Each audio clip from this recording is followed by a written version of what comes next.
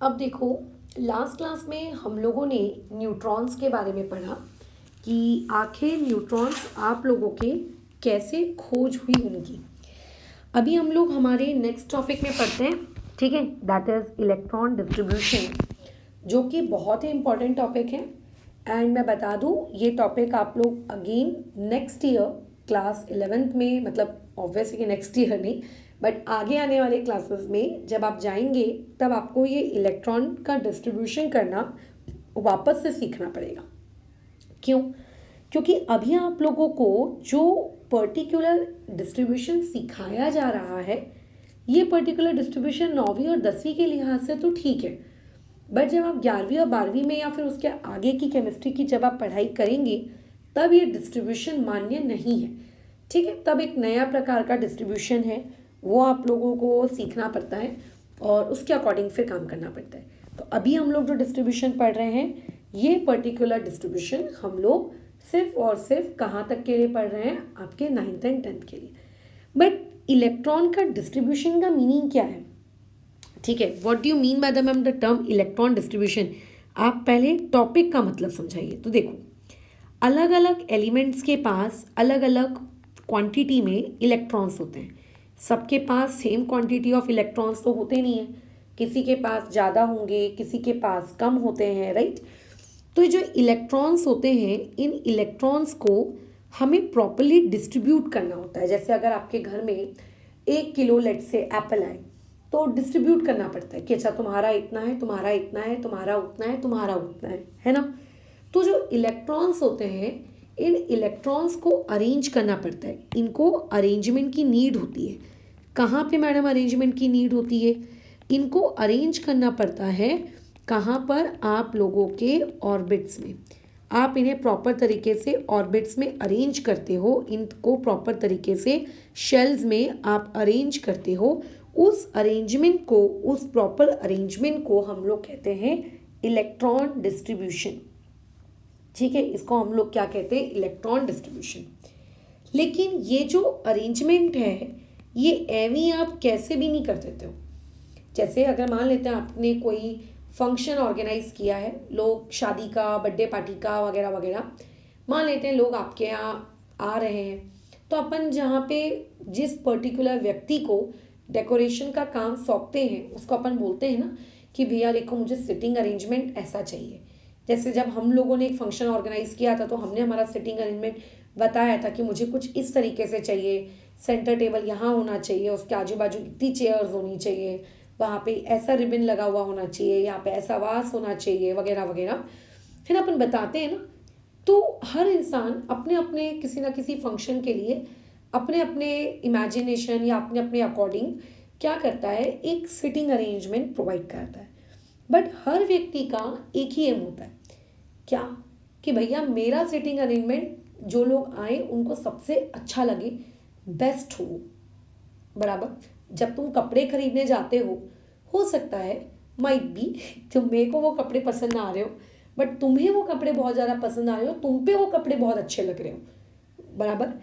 तो वैसे ही जब आप इलेक्ट्रॉन्स का अरेंजमेंट करते हो, तो इलेक्ट्रॉन का अरेंजमेंट आप एवं नहीं कर देते कि लो कर दिया, है ना, लो पटक दिया, ऐसा नहीं होता है। इलेक्ट्रॉन का अरेंजमेंट इस तरीके से किया जाता है ताकि जो आप लोगों का एटम है, उस एटम को उस अरेंजमेंट से क्या हो, मैक्सिमम स्टेबिलिटी अचीव हो। ये बहुत इंपॉर्टेंट पॉइंट है ना, कि आपके इलेक्ट्रॉन्स का जो अरेंजमेंट है वो इस तरीके से किया जाता है ताकि आप लोगों का जो पर्टिकुलर एटम है उसको क्या हो, मैक्सिमम स्टेबिलिटी अचीव हो। स्टेबिलिटी मतलब वो स्टेबल रहे वो सिस्टम, ठीक है। ऐसा नहीं होना चाहिए कि आपने कुछ ऐसा अरेंजमेंट कर दिया जिसकी वजह से वो पर्टिकुलर एटम स्टेबल ही नहीं है। मैडम, स्टेबल और अनस्टेबल का मीनिंग क्या होता है?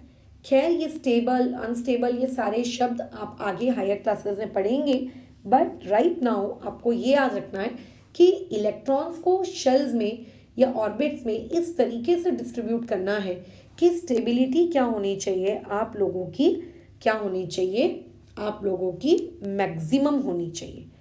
अब यार इसके अकॉर्डिंग चलो ठीक है, स्टेबिलिटी को मैं मैक्सिमम रखने की कोशिश करूँगा, बिल्कुल करूँगा, बट आखिर मैं इलेक्ट्रॉन को डिस्ट्रीब्यूट कैसे करूं, है ना। क्वेश्चन तो अभी का हमारा वैसे का वैसे ही हो गया कि इलेक्ट्रॉन को डिस्ट्रीब्यूट भी करना है, स्टेबिलिटी को मैक्सिमम भी रखना है। आखिर मैं क्या करूं क्या करूं क्या करूं, दिमाग तुम लड़ा रहे हो अपना, बहुत तेजी से अपना दिमाग चला रहे हो, बहुत सोच रहे हो, बहुत समझने की कोशिश कर रहे हो, कैसे करें कैसे करें कैसे करें कैसे करें। फिर तो उस ज़माने में आप लोगों के एक स्कीम आई, एक दो व्यक्ति थे, उन दो व्यक्ति लोगों ने अपना एक कंसेप्ट लाकर आप लोगों को दिया। ठीक है, पहले तो स्कीम का नाम समझ लेते हैं, राइट। अच्छा, उस स्कीम का नाम था बोहर। बोहर के बारे में तो आप लोग अब जानते ही होंगे। और दूसरे थे आपके ब्यूरी, बोहर ब्यूरी स्कीम। ये बोहर ब्यूरी स्कीम आई और उस बोहर ब्यूरी स्कीम ने बोला कि भाई तुमको इलेक्ट्रॉन्स कैसे डिस्ट्रीब्यूट करने हैं ये मैं बताऊंगा। ठीक है, तुम्हें इलेक्ट्रॉन्स कैसे डिस्ट्रीब्यूट करने हैं ये मैं बताऊंगा, आई विल टीच यू, उन्होंने बताया। ठीक है, और एक्चुअली अभी हम लोग जो पढ़ने वाले हैं, हम लोग इसी पर्टिकुलर स्कीम को पढ़ेंगे कि how to distribute electron according to Bohr Bury scheme. ठीक है। अच्छा, लेकिन मैडम आखिर ये बोहर ब्यूरी स्कीम ने कहा क्या?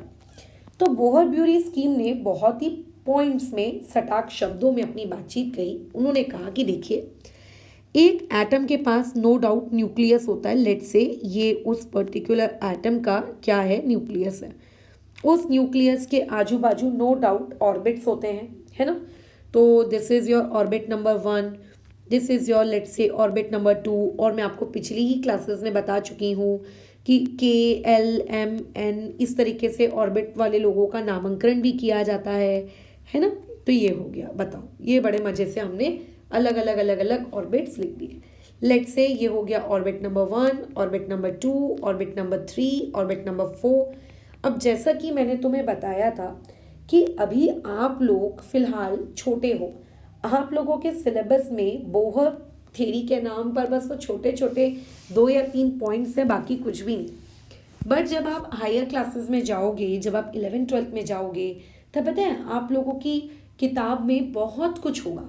जैसे कि एक इलेक्ट्रॉन अगर किसी ऑर्बिट में घूम रहा है तो बताओ वो किस स्पीड से घूम रहा है, उसको उस पर्टिकुलर ऑर्बिट का एक कंप्लीट रिवॉल्यूशन करने के लिए कितना समय लगेगा, वो कितनी फ्रीक्वेंसी के साथ रिवॉल्यूशन कर रहा है। ठीक है, उसकी एनर्जी कितनी है ना, उस ऑर्बिट की एनर्जी कितनी है, काइनेटिक, पोटेंशियल, टोटल, ये सारे पर्टिकुलर चीज़ों के फॉर्मूलेस आप डिराइव करोगे। ठीक है, आप इन सारी चीज़ों के फॉर्मूलेस क्या करोगे, डिराइव करोगे, बराबर, इनके रिजल्ट्स निकालोगे।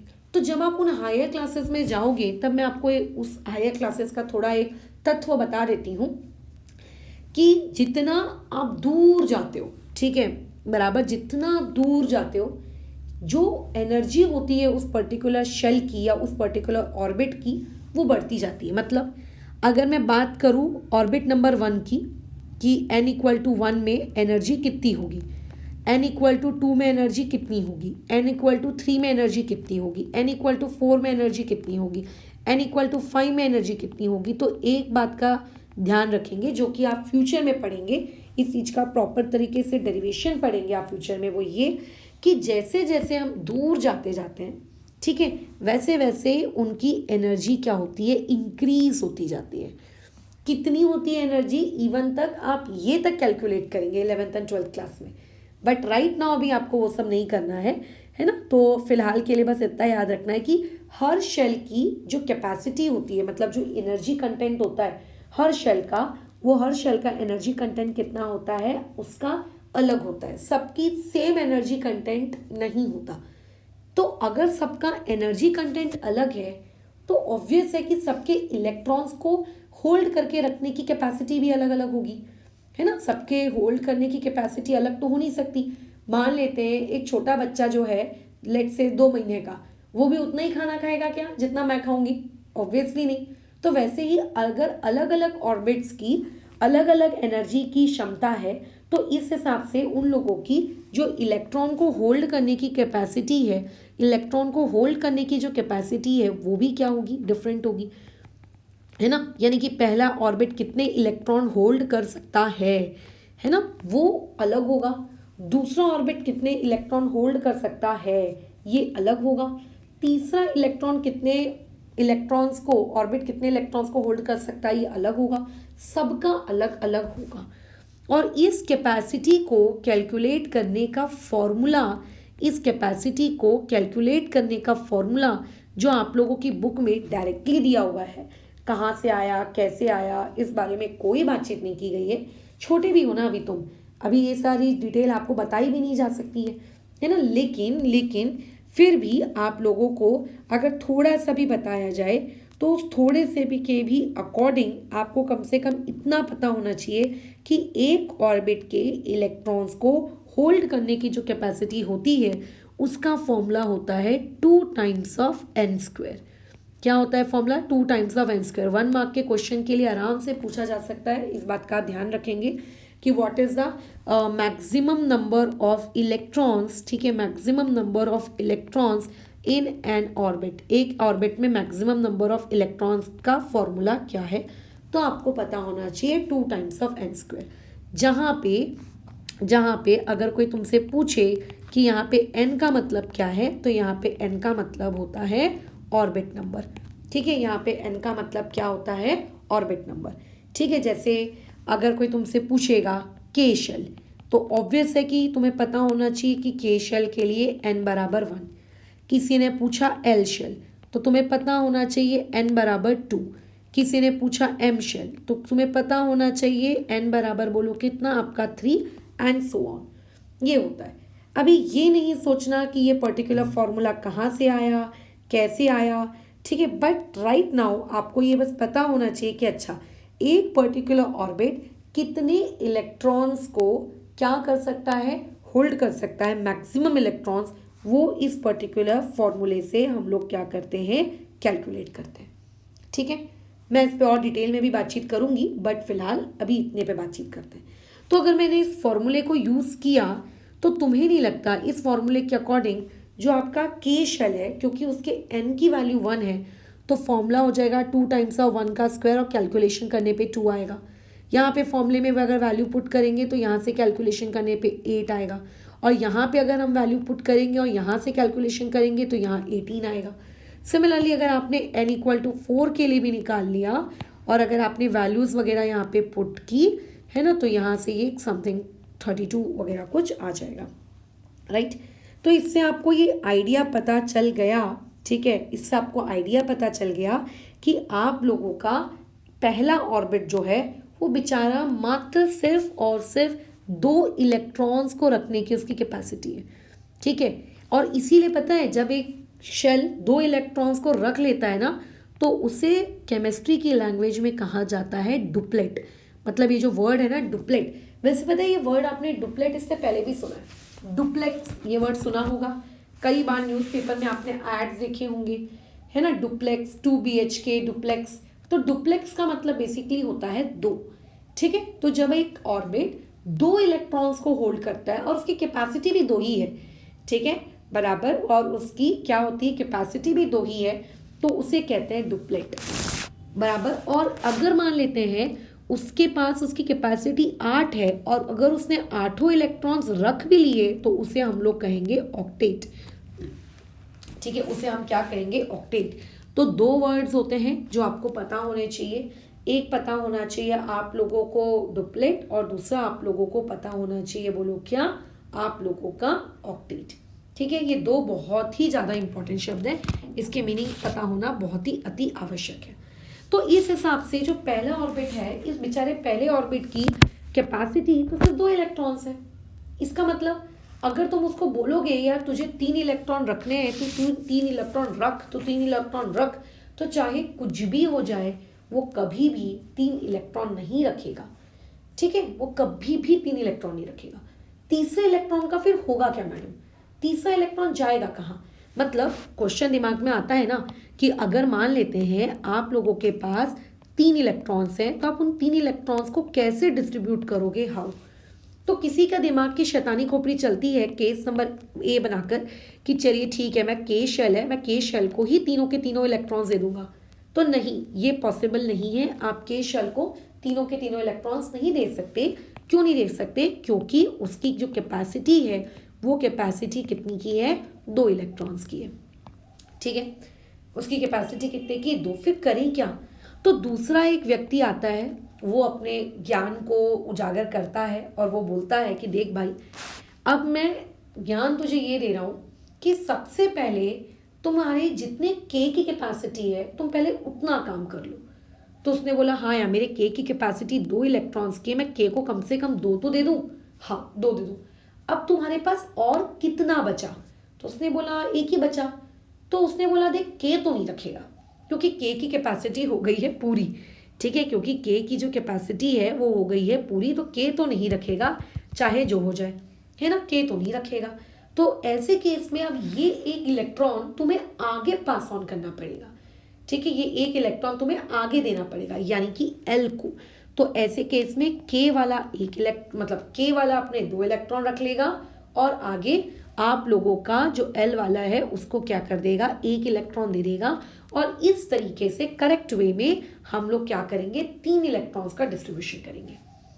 फिर एक तीसरा व्यक्ति भी अपनी राय देता है कि अच्छा मैडम, ऐसा भी तो कर सकते हैं ना कि के की क्योंकि कैपेसिटी सिर्फ 2 इलेक्ट्रॉन की है, तो एक काम करते हैं, चलो के को डिच कर देते हैं। चलो एक काम करते हैं, के को डिच कर देते हैं, मतलब के को देते ही नहीं है बराबर।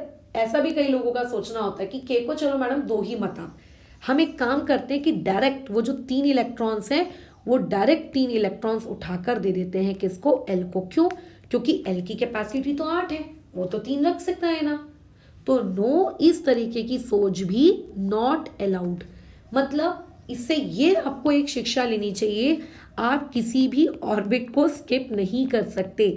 ठीक है, आप ऑर्बिट्स को स्किप नहीं कर सकते। मतलब अगर आपके शैतानी दिमाग में ऐसा आ रहा है कि के को डिच कर देते हैं क्योंकि उसकी तो सिर्फ 2 की ही कैपेसिटी है, छोड़ो ना यार, क्या जाता है, 2 ही तो है, आगे वाले को दे देंगे। You cannot ditch any orbit, you cannot skip any orbit, you have to follow the proper sequence. 1 के बाद 2, 2 के बाद 3, 3 के बाद 4, 4 के बाद 5, you cannot break the sequence.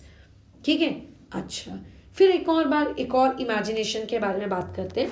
जैसे किसी ने बोला कि ठीक है मैडम, मैं के को तो चलिए 2 इलेक्ट्रॉन दे दूंगा, कोई दिक्कत नहीं है, ले के जा, तू भी क्या याद रखेगा, ले जा 2 इलेक्ट्रॉन। लेकिन इसके बाद में अब जो नेक्स्ट 1 इलेक्ट्रॉन है जो कि मेरा बच गया, मैडम 1 ही इलेक्ट्रॉन क्यों बचा, क्योंकि मैंने मेरे क्वेश्चन की स्टार्टिंग में 3 इलेक्ट्रॉन्स लिए थे, इसीलिए, है ना, मैंने इस क्वेश्चन की स्टार्टिंग में लेट किया था कि भाई मेरे पास 3 इलेक्ट्रॉन्स हैं, इसीलिए 2 देने के बाद मेरे पास 1 बचा, क्योंकि मैंने लेट किया था।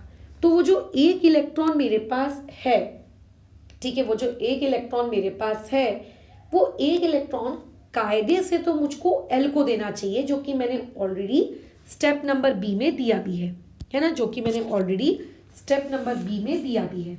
बट कोई बोलेगा कि मैडम एक काम करते हैं, एल शेल को डिच कर देते हैं और डायरेक्टली वो 1 इलेक्ट्रॉन हम लोग दे देते हैं एम वाले को।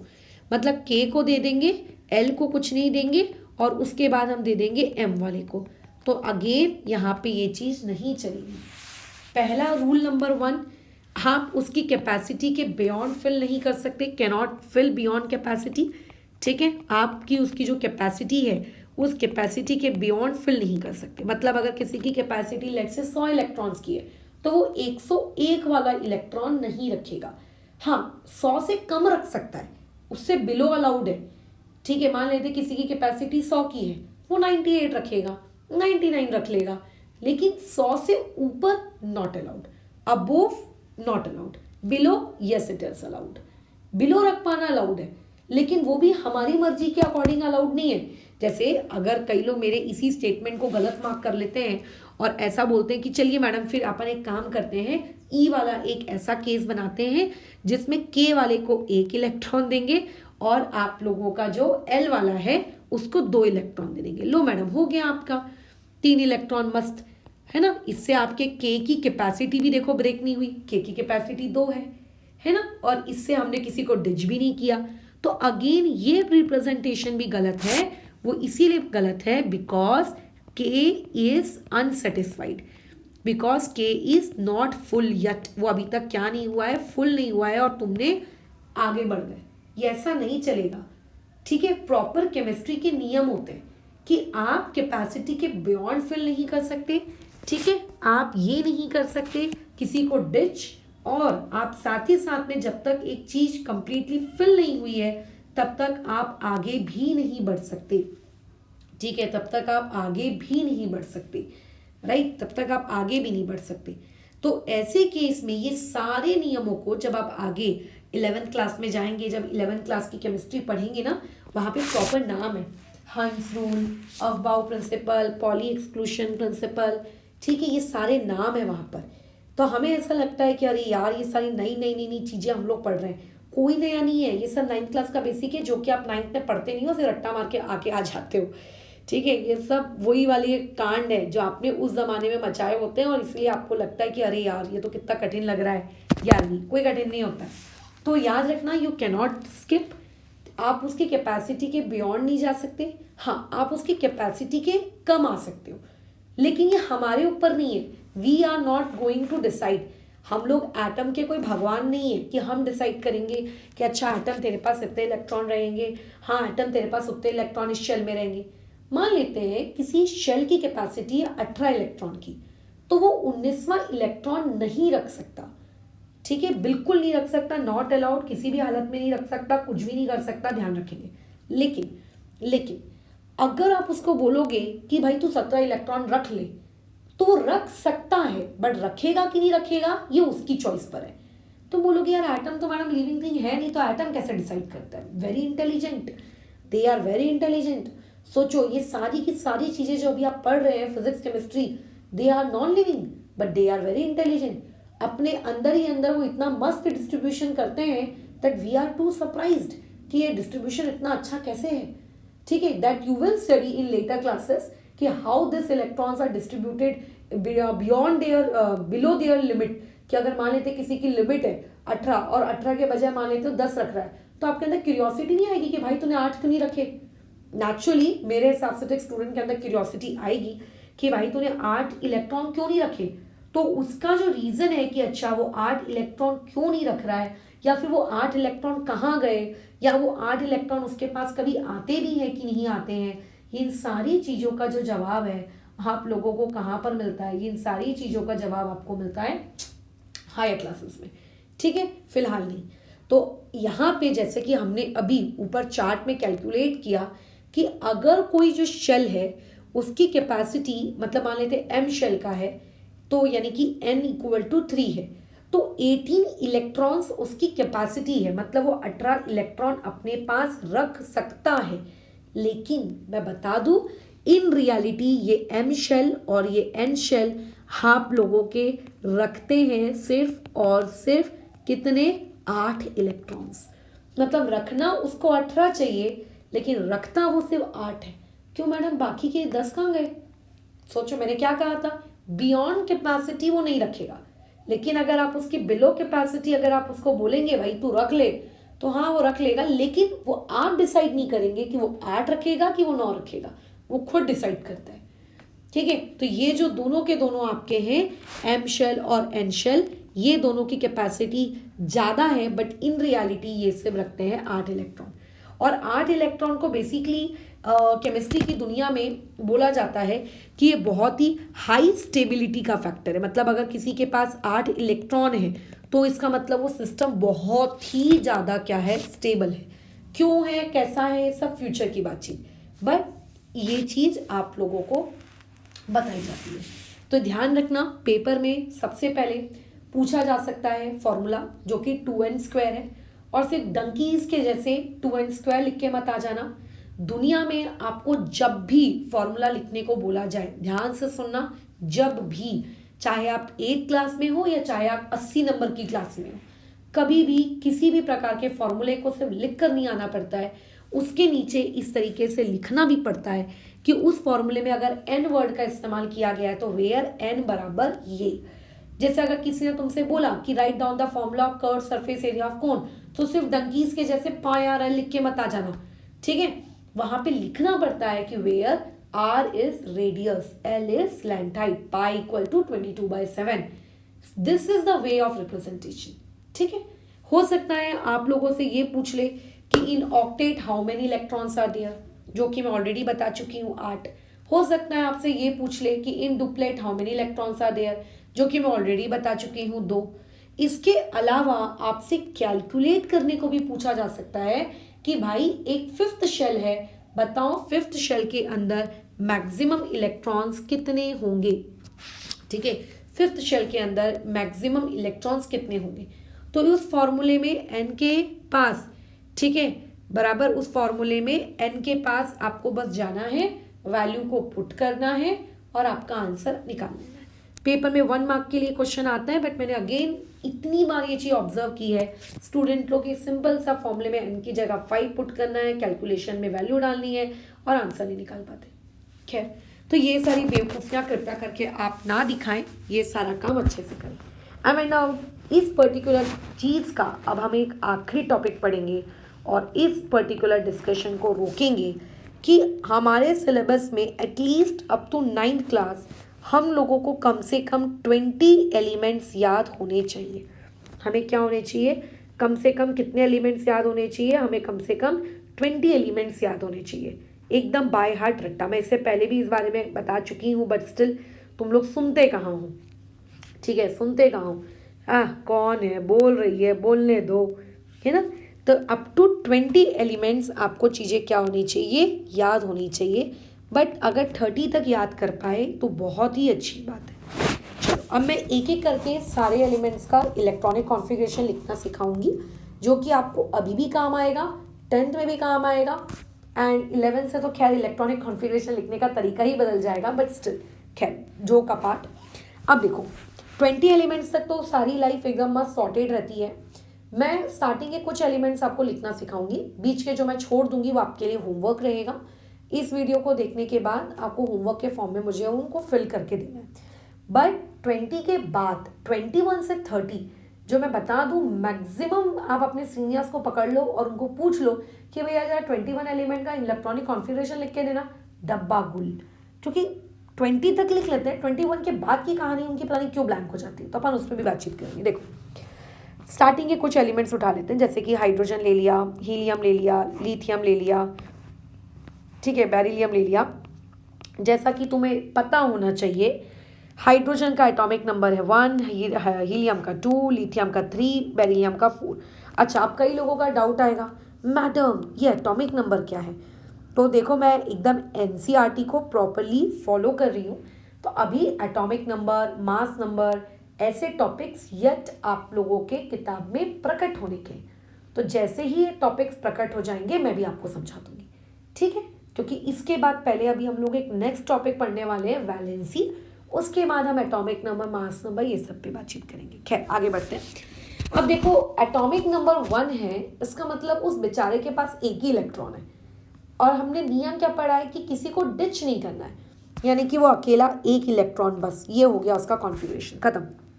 ये उसका कॉन्फ़िगरेशन है मैडम, बस इतना सा कॉन्फ़िगरेशन, हाँ बस इतना सा कॉन्फ़िगरेशन, यही उसकी दुनिया है, यही उसकी ज़िंदगी है, आपने इतना सा कॉन्फ़िगरेशन लिख दिया, खत्म।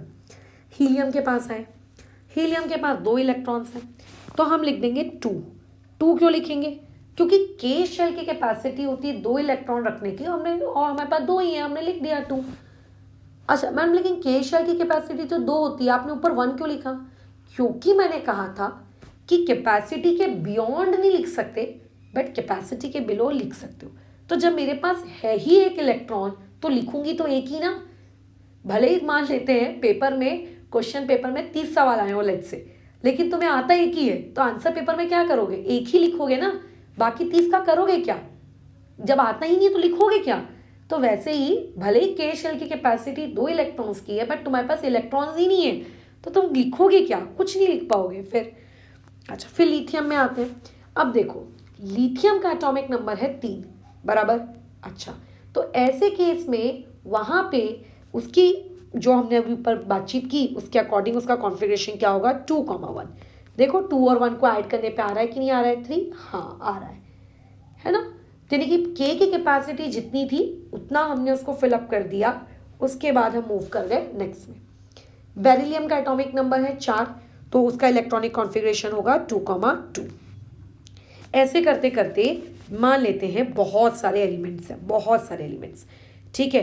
अभी मैं आपको लिखने को कह रही हूँ, बोरॉन का आप लिखेंगे, कार्बन का आप लिखेंगे, नाइट्रोजन का आप लिखेंगे, ऑक्सीजन का आप लिखेंगे, फ्लोरीन का आप लिखेंगे। अब मैं लिख रही हूँ नियॉन का। नियॉन का एटॉमिक नंबर है 10। मैं इसका कॉन्फ़िगरेशन लिख रही हूँ, ठीक है। अब 10 है, अच्छा, यानी कि मेरे पास 10 इलेक्ट्रॉन्स हैं। अब मुझे इस 10 इलेक्ट्रॉन्स का इलेक्ट्रॉनिक कॉन्फ़िगरेशन लिखना है। क्या होगा, पहले के जो स्टार्टिंग के 2 इलेक्ट्रॉन्स हैं वो तो के शेल के पास चले गए, के शेल ने रख लिया। बाकी के 8 का क्या हुआ, बाकी के 8 नियॉन के सेकंड शेल में आ गए, खत्म। अच्छा, अब मैंने तुमसे कहा कि जाओ जाके सोडियम का कॉन्फ़िगरेशन लिखो जिसका एटॉमिक नंबर 11 है। तो कई लोगों का दिमाग चलता है कि मैडम 2,9 लिखेंगे। तो ध्यान रखिएगा ये चीज़ गलत है, क्योंकि ऑलरेडी हम लोग ऊपर बातचीत कर चुके हैं कि एल शेल की जो कैपेसिटी होती है वो मैक्सिमम 8 इलेक्ट्रॉन्स होती है। वो 8 से एक भी इलेक्ट्रॉन ज़्यादा नहीं रखेगा। तो ऐसे केस में 2,9 लिखना ये गलत है। आपको लिखना तो 2 पड़ेगा, उसके बाद लिखना तो 8 पड़ेगा। अगर आपके पास एक इलेक्ट्रॉन बच रहा है तो वो बचा हुआ एक इलेक्ट्रॉन नेक्स्ट इसमें आएगा, ठीक है। मतलब एक और कॉमा देके एक और बार, तो अब कॉन्फ़िगरेशन बनेगा 2,8,1, ठीक है। वैसे ही अगर मैं आपसे कहूं मैग्नीशियम का लिखिए तो उसका एटॉमिक नंबर 12 है, तो उसका कॉन्फ़िगरेशन क्या बनेगा 2,8,2। आप ऐड करके देख लीजिए सारे नंबर को, 12 आता है। तो ऐसे करते करते एल्यूमिनियम, सिलिकॉन, ठीक है, फॉस्फोरस, ये सारे के सारे एलिमेंट जो मैं भी आपको लिख कर दे रही हूँ, इन सब के इलेक्ट्रॉनिक कॉन्फ़िगरेशन प्रॉपर तरीके से आपकी कॉपी में लिखे हुए होने चाहिए। अब आते हैं हम लोग एर्गन पे। एर्गन का एटॉमिक नंबर है 18। मुझे 18 इलेक्ट्रॉन्स को डिस्ट्रीब्यूट करना है। तुमने बोला ठीक है मैडम। अब देखो, सबसे ज़रूरी चीज़, यहाँ से बहुत इंटरेस्टिंग चीज़ें स्टार्ट होती हैं। अब देखो, 2 इलेक्ट्रॉन तो हमने के को दे डाले, 8 हम लोगों ने एल को दे दिए, फिर हमने और 8 एम को भी दे दिए, तो हो गया 18। हाँ हो गया, चलो हम बहुत खुश, ठीक है। अब बात आती है देखो किसकी, पोटेशियम की। पोटेशियम का 19 और कैल्शियम का 20 बराबर। अब देखो पोटेशियम में अभी ध्यान देना, हाँ, ये आपका के शेल है जिसकी कैपेसिटी 2 थी, ये आपका एल शेल है जिसकी कैपेसिटी 8 थी, और ये आपका एन शेल है जिसकी कैपेसिटी हमने निकाली थी कितनी, बोलो कहाँ गई भाई, जिसकी कैपेसिटी हमने निकाली थी 18, हमने निकाली थी 18। तो ऐसे केस में एक स्टूडेंट के दिमाग में क्यूरियोसिटी आती है कि अच्छा, अगर मुझको अभी 19 इलेक्ट्रॉन रखने हैं तो 19 इलेक्ट्रॉन में ऐसे रख लेता हूँ ना, क्यों, क्यों मैडम, क्योंकि इसकी कैपेसिटी तो कितनी है, इसकी कैपेसिटी तो 18 है, तो 18 से तो कम तो रखना चाहिए ना उसने, बराबर। हाँ, लेकिन एक्चुअली में ये गलत है। ये मैंने बताया था कि रियलिटी में ये सिर्फ 8 रखेगा, भले ही इसकी कैपेसिटी 18 है लेकिन रखेगा 8। क्यों, उसका रीज़न अभी ना पूछो, अब ये आगे शिफ्ट कर देगा, चल आगे मेरे को नहीं रखना। तो देयरफॉर इसका कॉन्फ़िगरेशन होगा 2,8,8,1। यही गलती हो जाती है आपको, क्योंकि लगता है कि इसकी कैपेसिटी 18 इलेक्ट्रॉन्स है, सो देयरफॉर आपको लगता है कि चलो मैं यहाँ पे लिख देता हूँ 2,8,9, जो कि गलत नहीं भी लगना चाहिए, बट रियलिटी में इलेक्ट्रॉनिक कॉन्फ़िगरेशन ये है। सिमिलरली कैल्शियम में भी अगर आपको लगता है कि 2,8,10 लिख देते हैं, क्योंकि ये तो भाई एक एन शेल है और एन शेल की जो कैपेसिटी होती है वो कैपेसिटी 18 इलेक्ट्रॉन्स की होती है, तो यहाँ पे ये काम मुमकिन नहीं है, ठीक है। यहाँ पे आ जाएगा 2,8,8,2। तो पेपर में अगर मुझको लेट से तुम्हारा पेपर सेट करना हो तो मैं तुमको हमेशा ध्यान रखना इन्हीं दोनों का इलेक्ट्रॉनिक कॉन्फ़िगरेशन पूछूंगी, क्योंकि यही वो 2 पॉइंट्स हैं जहाँ पे तुम गलती कर सकते हो। इसके अलावा दूसरी गलती तुमसे यहाँ पे हो सकती है, ये इसके बाद वालों में, मतलब नियॉन के बाद के जो लोग हैं उनमें, क्योंकि तुम्हारी आदत क्या रहेगी 2,9 लिखने की। लेकिन भाई ये तो वैसे भी गलत है, क्यों, क्योंकि ये एल शेल है और एल शेल की कैपेसिटी 8 होती है और तुम 9 लिख के जा रहे हो, तो तुम तो उसकी बियॉन्ड द कैपेसिटी उसके बात कर रहे हो, ये तो वैसे भी गलत है ना, ध्यान रखना। लेकिन मैडम ऐसा क्यों हुआ, अनफॉर्चुनेटली इस क्यों का रीज़न मैं आपको अभी नहीं दे सकती, उसके लिए आप जब बड़े हो जाएंगे, आप 11वीं कक्षा में आएंगे, तो ऑटोमेटिकली आपको जब 11वीं में ये पीरियोडिसिटी पढ़ाया जाएगा, शेल, सब शेल, ऑर्बिटल्स, है ना, क्वांटम नंबर्स अलग अलग प्रकार के, ये सब जब आपको पढ़ाया जाएगा, तब उन सारी पढ़ाई के दौरान आप ऑटोमेटिकली आपको ये रीज़न समझ में आ जाएगा कि अच्छा यहाँ पे ऐसा इसीलिए हुआ था। ठीक है, अच्छा ये जो अभी आपको तरीका लिख के दिए दिखाया गया है ना, ये तरीका बहुत ही रॉ है। रॉ का मतलब मैं कैसे बताऊँ, रफ है। ठीक है, ये करेक्ट नॉलेज नहीं है। अब ये करेक्ट नॉलेज ऐसा नहीं है कि मैं तुम्हें नहीं दे रही हूँ, तुम्हारा सिलेबस तुमको नहीं दे रहा है। ठीक है, जब तुम 11th क्लास में पीरियोडिसिटी वापस पढ़ोगे तो ऐसे केस में आपको एक एक डिटेल पता चलेगी, और उस एक एक डिटेल में ऑटोमेटिकली अच्छा ये चीज़ ऐसे होती है, आगे समझ में आ जाती है।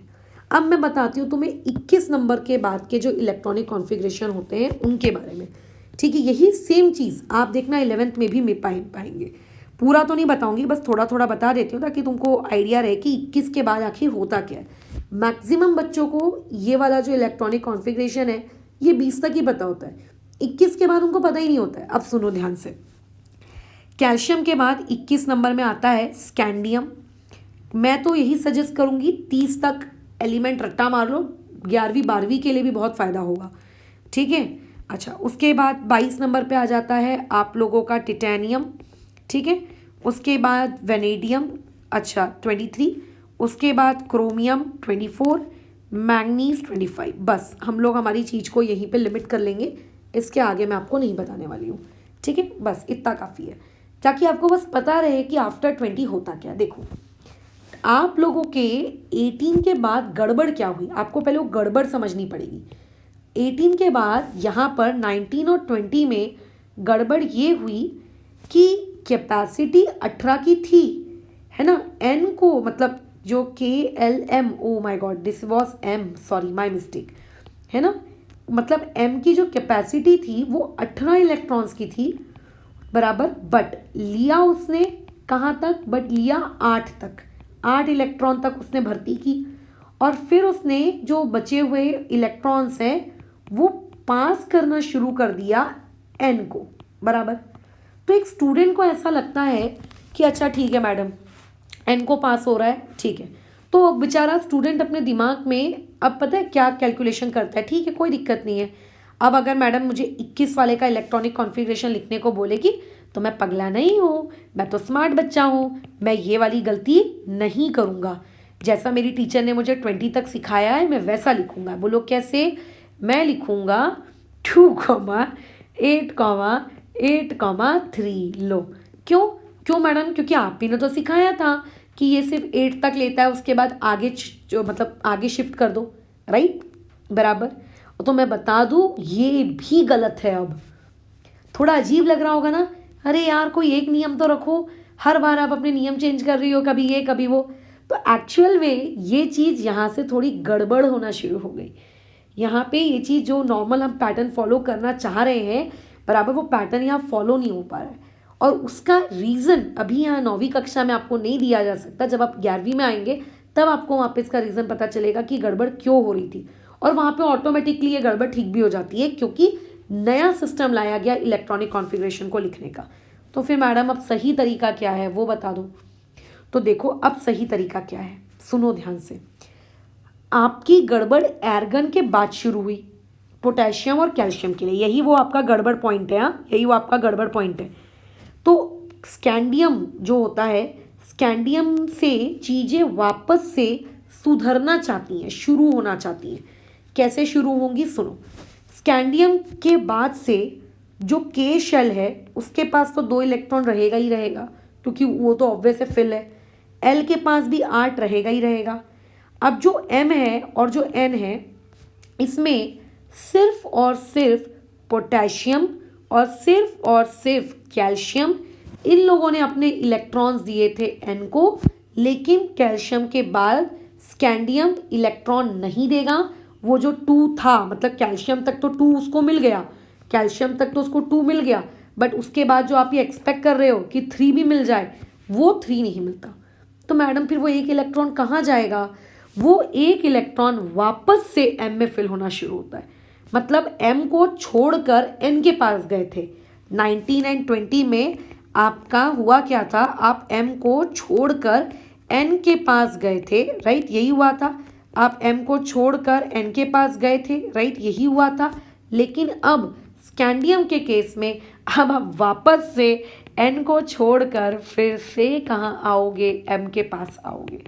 n को छोड़कर m के पास वापस से, यानी कि m की गाड़ी जो इस 8 पर अटक गई थी, 8 पे अटक गई थी, कैपेसिटी तो क्योंकि उसकी 18 तक की थी ना, उसकी गाड़ी अटक गई थी, अब वो गाड़ी वापस से चलने लगेगी, यानी कि ये हो जाएगा 9। सिमिलरली टिटेनियम क्या हो जाएगा, 2, 8, 10, 2। वेनेडियम हो जाएगा 2, 8, 11, 3, सॉरी माय मिस्टेक, 2। ये हो जाएगा 2, 8, 12, 2। ये हो जाएगा 2, 8, 13, 2। वैसे ही अगर तुम नीचे के और एलिमेंट्स भी लिखो लेट्स से, तो वो हो जाएगा 2, 8, 14, 2, 2, 8, 15, 2, 2, 8, 16, 2, 2, 8, 17, 2, 2, 8, 18, 2 ऐसे। लेकिन अब इसके बाद अगर किसी को लगता है कि मैडम 19, 2 भी होगा, तो नहीं होगा। क्यों? क्योंकि वो अपनी कैपेसिटी फुल कर चुका है। m की कैपेसिटी कितनी है, 18। इसकी कैपेसिटी हो गई है फुल 18 की, तो ये अब गलत है, ये बकवास है जो मैंने आखिरी में लिखा है। क्या ये बात समझ में आ रहा है? लेकिन अब काफ़ी लोग बच्चे इसको समझ लेते कि ठीक है मैडम, 19 से 20 में m को 8 पर छोड़ना है, फिर n को देना है, फिर 20 के बाद वापस से n को 2 पर रोक कर वापस से m को फिर से फिल करना शुरू कर देना है 18 तक। कोई दिक्कत नहीं, हम कर लेंगे। बट उनके दिमाग में रीज़न आता है, क्वेश्चन आता है, आखिर ऐसा क्यों? m को छोड़कर n के पास जा रहे हो, n को छोड़कर m के पास आ रहे हो। तो जब 11वीं कक्षा में आएंगे ना, तो आप लोगों का पहले तो इस तरीके से इलेक्ट्रॉनिक कॉन्फ़िगरेशन लिखना बंद होगा, ठीक है। इलेक्ट्रॉनिक कॉन्फ़िगरेशन लिखने के लिए वहाँ एक मेमोरी मैप बनाना आपको सिखाया जाएगा, समथिंग इस तरीके का।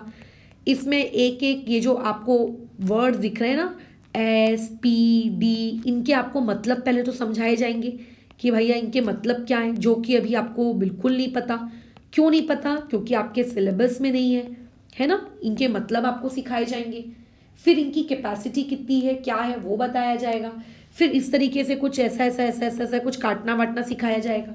फिर आपको ऑटोमेटिकली इसका रीज़न पता चल जाएगा कि क्यों पोटेशियम से कैल्शियम के दौरान m कुछ देर के लिए रुक जाता है और चीज़ें n के पास चली जाती हैं, ठीक है। और वापस से कैल्शियम के बाद फिर से स्कैंडियम ऑनवर्ड्स ये चीज़ ऑन ट्रैक वापस आ जाती है। ये आपको बताया जाएगा बट इन 11th क्लास।